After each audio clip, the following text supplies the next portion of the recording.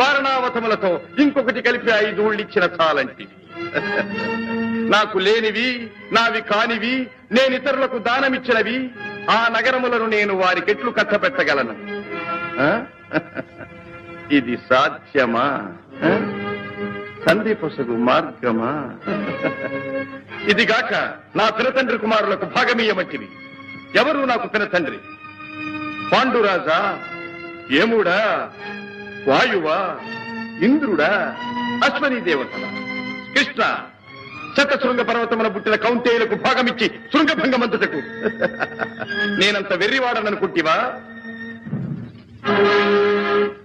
ఒకవేళ భాగమే పంచవలసి వచ్చిన ఈ గంగా తనయుడు పాలు వదులుకున్నను మా పితామకులైన బాహ్లిక సోమదత్తులకు భాగము లేదందుమా?